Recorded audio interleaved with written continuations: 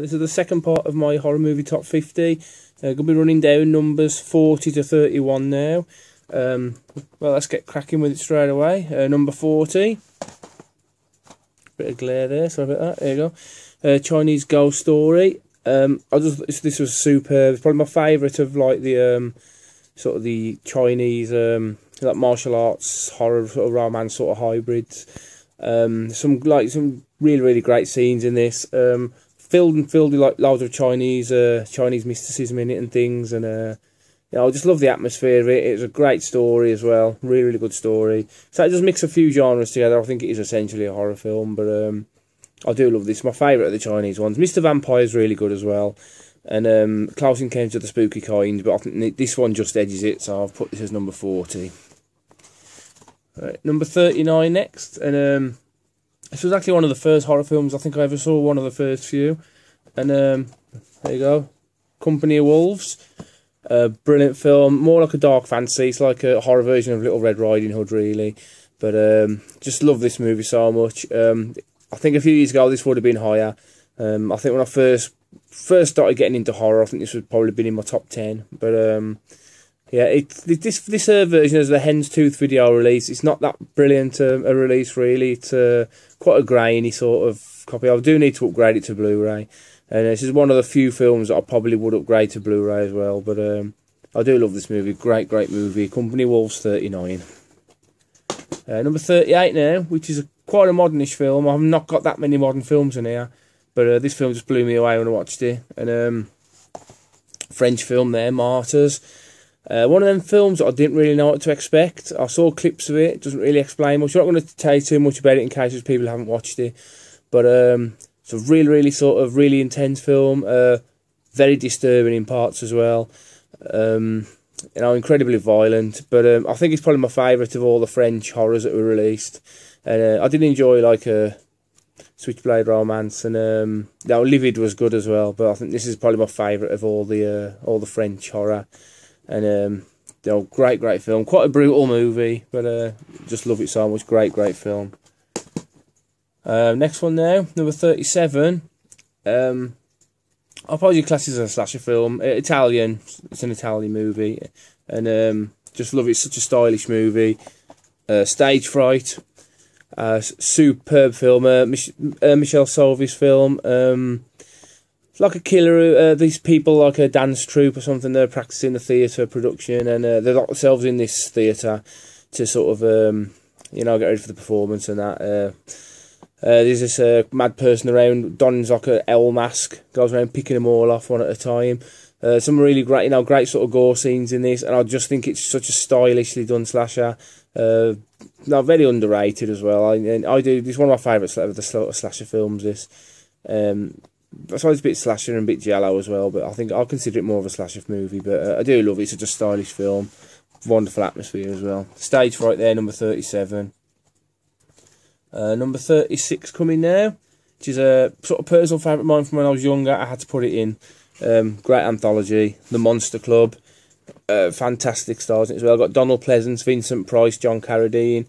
And I really love the third story on this, the best at the end. It's such an atmospheric story, but yeah, it's like 3 stories in it, like a 3-story anthology.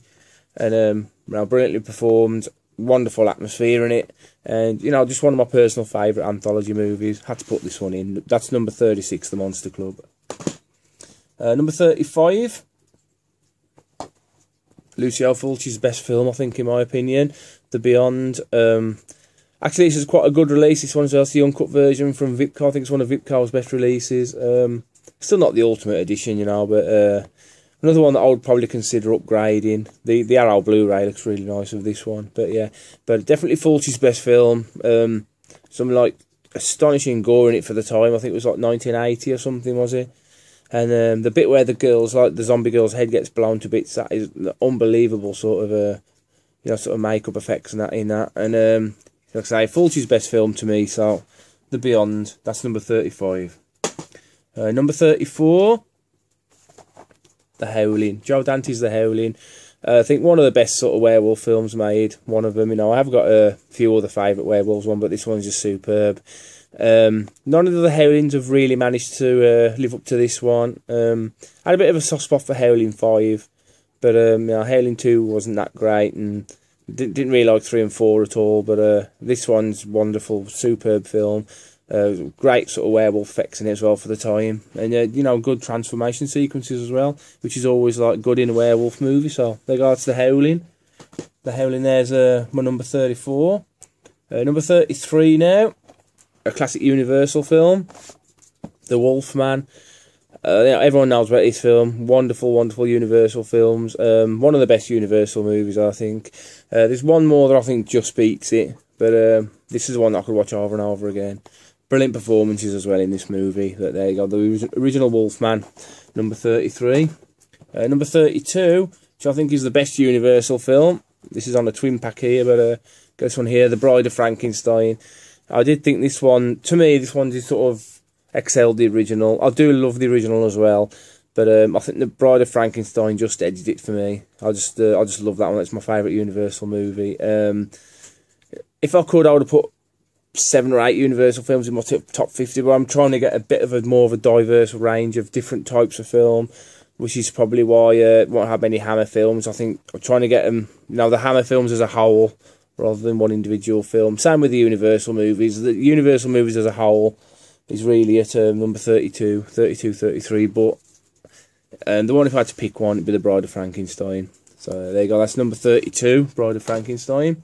And then number 31, which I don't think I've seen in anyone's list, but I just absolutely love this film. It's my favourite silent movie, and that's The Golem.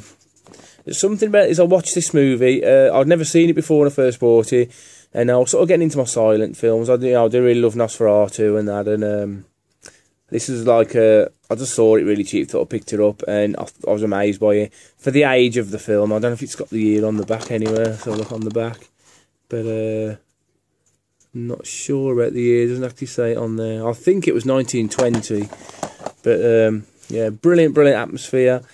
So the effects, I say, for the time, for 1920, were astonishing. And it's just like the Golem, he was sort of one of them sort of cases you could sympathise with a bit, and you know, he goes through a lot of different emotions, I think, in the film. Lots of different, you know, good story as well. Nice story about the oppression of the Jews and things, and I just enjoyed it. It was quite a nice historical sort of film as well. But I did love this movie. My favourite silent movie by far. So The Golem. That's number 31.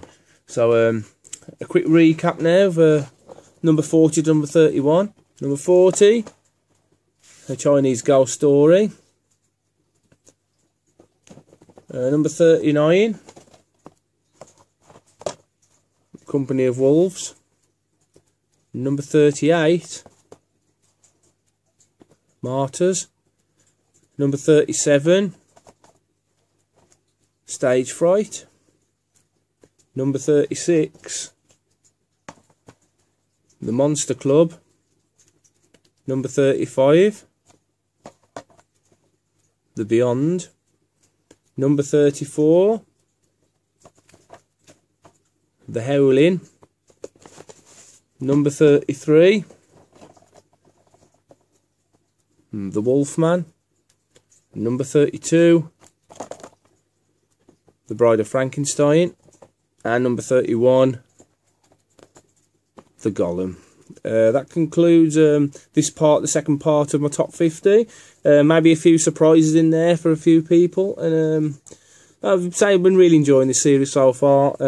I've got the other ones already mapped out, my other ones. I'll try and get the next part up in the next day or two. But yeah, maybe a few more surprises for people there as well. But these are all my personal top 50. There's, like I say, there's a lot of films I wanted to put in and I didn't. But yeah, well, I might do another video about ones that were almost in the top 50. I don't know, I'll think about that. But thanks for watching, everyone. And stay tuned for the third part. Cheers, thanks very much, bye.